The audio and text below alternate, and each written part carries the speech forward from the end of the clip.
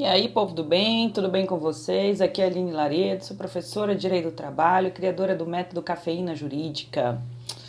Estamos em abril de 2020, parece brincadeira, mas não é brincadeira, que em 1º de abril recebemos mais uma medida provisória de número 936 dessa vez, para compor a bancada de medidas e mudanças trabalhistas que tivemos nos últimos dias. Meu objetivo aqui não é exaurir o assunto, é só fazer um panorama geral e os principais pontos dessa medida. Essa medida provisória ela é de uma leitura extremamente densa, complexa, não é uma leitura fácil. A gente leva um tempo para absorver tudo que ela trouxe. Eu tenho muitas páginas aqui, quase um caderno inteiro estudando essa medida. E a ideia aqui é mostrar para vocês, num panorama geral, como é que está essa área trabalhista. Tudo começou com a declaração de calamidade pública em 6 de fevereiro de 2020, através do decreto legislativo, aliás, o número do decreto que é número 6, decreto legislativo número 6 de 2020. Depois dele veio a lei 13.979, onde ela já trouxe medidas trabalhistas de isolamento em quarentena, mas eram medidas mais paliativas e para empresas que tinham caixa. Depois eu vou fazer essa linha de corte com vocês. Depois a gente teve a medida provisória 927, que já foi mais complexa, já demandou mais um estudo, mas era de uma leitura mais simples, onde ela reconhecia a força maior para a área trabalhista, artigo 501, 502. Faço aqui uma pontuação importante, o artigo 503 da CLT, recebi muitos prints desse artigo, ele tem quase que 99% da doutrina unânime em dizer que ele não foi recepcionado pela Constituição Federal. Então, não vamos usar o artigo 503 da CLT. Para a força maior, a gente usa o 501 e o 502. 24 horas depois da medida provisória 927, a gente recebeu a medida provisória 928, que veio revogar o artigo 18. Foi muito criticado, que fazia o afastamento do empregado sem receber nada, apenas a questão de fazer cursos via EAD, 24 horas de confusão, foi revogado. Aí agora tivemos, por último, a 936, tá? Que é uma medida que ela institui um programa. O programa ele veio com o nome de benefício emergencial. Para quê? O objetivo dele é manter empregos e rendas. Ele é bem mais complexo do que as duas outras medidas provisórias. Ele é apenas para enquanto durar essa calamidade pública. E pela minha análise aqui eu vejo que ele fez uma linha de corte das medidas paliativas das outras MPs. Ou seja, ele veio acrescentar soluções, opções, seja lá como vocês queiram ver.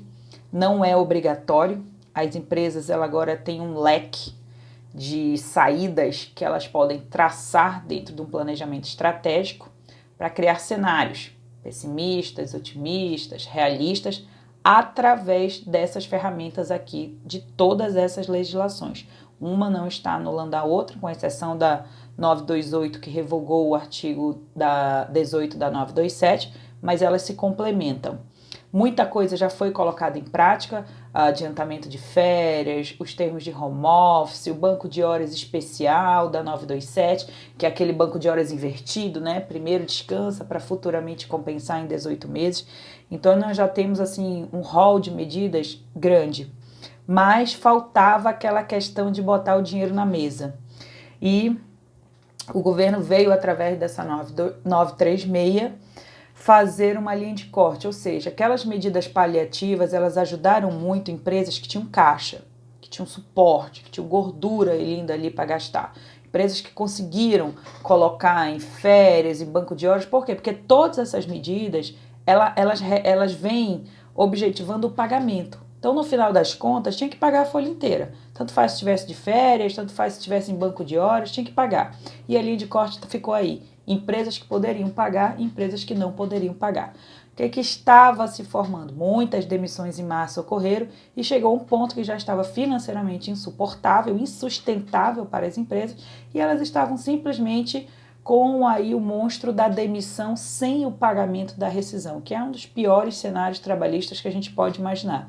Além de deixar o empregado ali à mercê de sua própria pobreza, de sua própria sorte, ele sequer estava recebendo as verbas rescisórias que lhe eram de direito, porque a empresa não conseguia segurar nem salários, imaginem verbas rescisórias.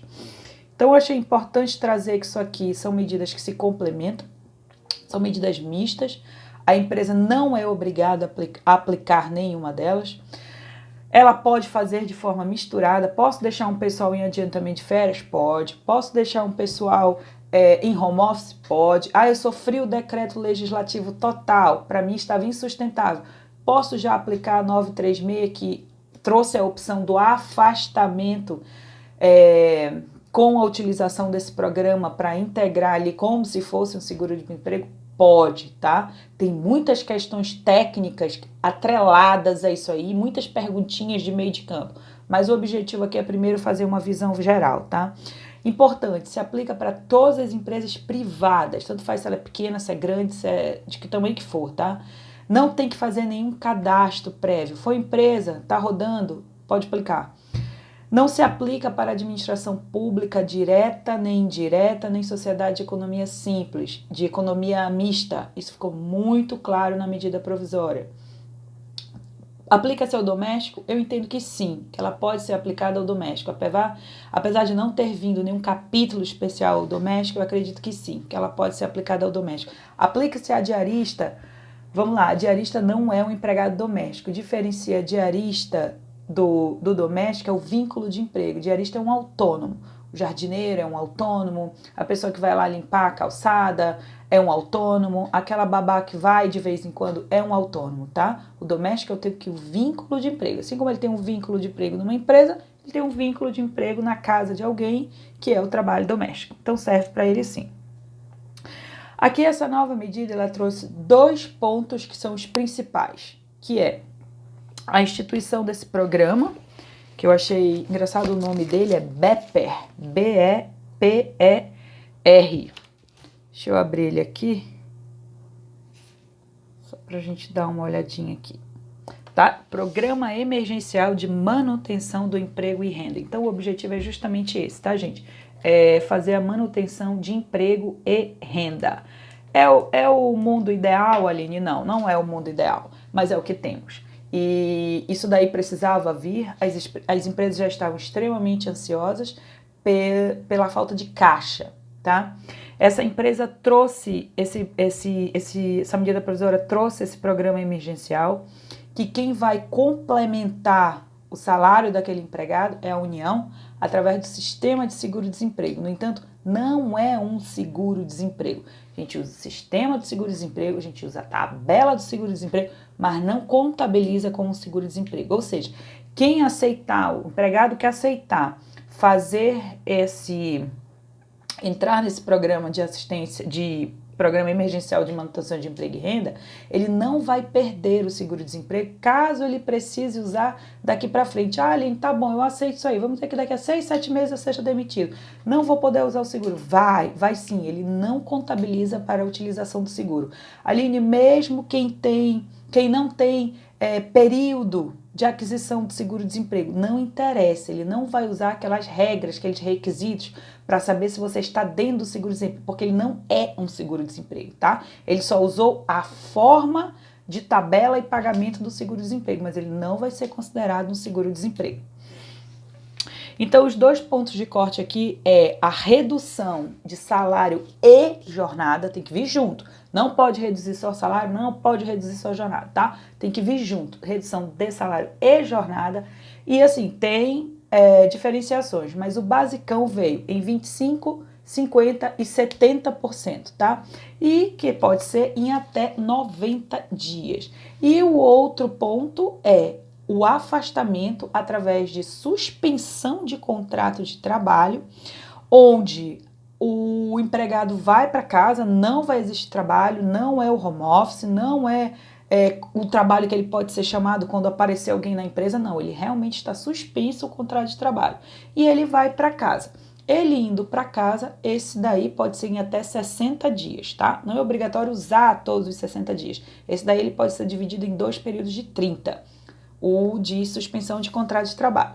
E aí o que acontece? Nesse tipo de suspensão de contrato de trabalho, existe uma linha de corte aí dentro também, ou seja, é o faturamento das empresas 2019. Quem ficou até 4.800.000 pode afastar o empregado sem pagar absolutamente nada de salário. E ele vai receber 100% do que ele receberia caso estivesse utilizando o seguro-desemprego. Entendido? Entendido. Pelo período de até 60 dias, tá? Que isso fique bem claro, isso é para pandemia, não é que tenha mudado todas as regras. Caso a empresa seja superior a 4.800.000, a AMP obrigou a empresa a afastar pagando 30% do salário. E aí o governo vai entrar pagando 70% do que aquele empregado receberia caso ele fosse pedir o seguro-desemprego. Então, a continha, a matemática, fica lá pela tabela do seguro-desemprego. E prestem atenção em qual tabela vocês vão usar, tá? A gente tem que usar a tabela referente, eu acho que a última que a gente tem é fevereiro de 2020. É essa que a gente tem que usar. Posso até deixar para vocês aí o recorte direitinho, porque senão vai dar diferença aí de R$100, R$80, alguma coisa nesse sentido, tá? E como que a gente vai fazer isso tudo aí? A comunicação tem que ser feita com o empregado através de acordos coletivos ou acordos individuais. Tem uma diferençazinha aí para um e outro. Regra geral, porque aqui eu não vou tratar de detalhes, tá? Se for por acordo coletivo, pode todos os percentuais para todos os salários. Então, se eu for por acordo coletivo, eu posso reduzir 25%, eu posso reduzir 38%, 75%, pode. Os percentuais são variados e os salários também não faz diferença, faixa salarial. Por acordo individual, que é aquele mais simples, sem a presença do sindicato, feito ali entre empresa e trabalhador, esse pode ser por acordo individual. 25% para todo mundo, tanto faz quem ganha mais de 3.135, quem ganha menos, quem ganha mais ou menos de R$12.000, tanto faz para todo mundo. 50% e 70% de redução de salário e jornada para quem ganha até 3.135 ou mais de 12.201, tá? Então, a partir de 12.202 já pode também. Quem fica nessa faixa intermediária de maior de 3.135 e até 12.201, deixa eu ver se eu anotei direito aqui, esse daí só por negociação coletiva, tá? Então, que fique bem claro, 25% pode para todo mundo, 50% ou 70% de redução de salário e jornada pode, por acordo individual, até 3.135 e superior a 2 vezes o teto da Previdência Social, que é aquele empregado super eficiente, hipersuficiente, tá? Que é o 12.202. Quem tiver nessa linha intermediária para 50% e 70%, só através de negociações coletivas, tá? Deixa eu ver o que mais que eu coloquei aqui para vocês. Como é que vai ser na prática isso daí? Bom, a gente ainda está aguardando uma portaria que vai vir do Ministério da Economia, que vai delimitar esses detalhes, mas será feita, já foi adiantado isso numa reunião lá que os secretários do Ministério da Economia fizeram. Vai ser feita essa comunicação da empresa para o governo através do portal Empregador Web. A empresa tem que ir lá, dar a entrada lá via online e o pagamento vai ser feito na conta direta do empregado. Pelo menos foi essa informação que foi passada na live que foi feita hoje de manhã, dia 2 de abril, junto com os secretários do Ministério da Cultura, do Ministério da Economia, presidente da Brasel, estava o presidente do Sebrae, presidente do rede de restaurantes do Coco Bambu, e eles disseram que seria feito diretamente na conta do empregado. Não é tipo um empréstimo que a empresa pega e distribui como ela quiser. Não. Eles já teriam convênios prontos com o Banco do Brasil e Caixa Econômica Federal e estavam trabalhando nos outros convênios para outros bancos. Mais detalhes sobre isso só quando vier essa portaria, tá, gente? E outra coisa, essa parte desse benefício que o governo vai integralizar, vai respeitar a tabela do seguro-desemprego. Deixa eu até abrir ela aqui de novo. Então, a tabela do seguro-desemprego, o valor maior de parcela, ele é de R$ 1.823,60. Então, quem ganha R$ 10.000 entra na tabela do seguro-desemprego com parcela de R$ 1.823,60, tá? Então, a gente tem que aprender a fazer esse cálculo. Eu não vou me esmiuçar em cálculo aqui, vou deixar aqui para um próximo vídeo, mas só vou dar um exemplo. Por exemplo, o empregado que tem um salário de R$ 2.000 e a empresa opta por acordo individual para redução de salário e jornada em 50%. Reduzir em 50% salário e jornada. Ok. Então, a empresa do salário de R$ 2.000, ela vai integralizar R$ 1.000. Aí a gente vai pegar o salário dele de R$ 2.000, vamos lá para a tabela do seguro-desemprego. Tem que fazer um cálculozinho lá. Ele está na faixa 2, que é de R$ 1.608,86 até R$ 2.681,69. Tem a regrinha lá. E aí você vai chegar a, então, o valor do benefício desse empregado que tem um salário de R$ 2.000. Desse valor, você vai pegar exatamente o percentual que foi feito na redução de trabalho de jornada. Não foi 50%?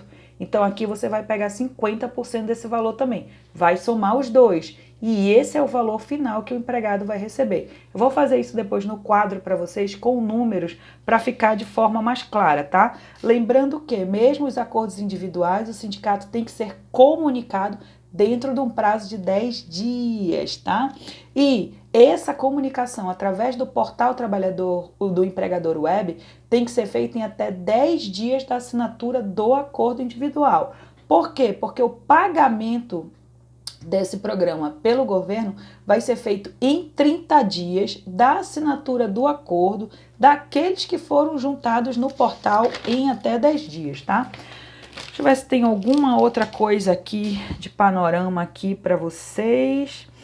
Tem algum requisito, tipo, o empregado tem que ter pelo menos 3 meses de trabalho? Não, não tem requisito nenhum. Tá trabalhando, tem carteira assinada, já pode se beneficiar disso aí, tá? O empregado já recebeu o seguro-desemprego há 2 meses. Também não faz diferença porque ele não está sendo entendido como um seguro-desemprego, tá?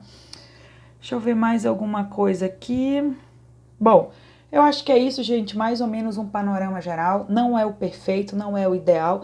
São medidas extremas e completamente atípicas para um momento completamente atípico. Tem que ser aplicado dentro de um planejamento estratégico para cada empresa. A palavra de ordem é a empatia, é pensar sempre naquele que é menor do que você e naquele que vai precisar mais disso tudo, tá? Tem algumas regras aí pequenininhas entre casos práticos entre uma coisa e outra, que eu vou deixar para a gente falar num próximo vídeo. Espero que isso tenha sido útil para você. Fiquem com Deus. Um beijão.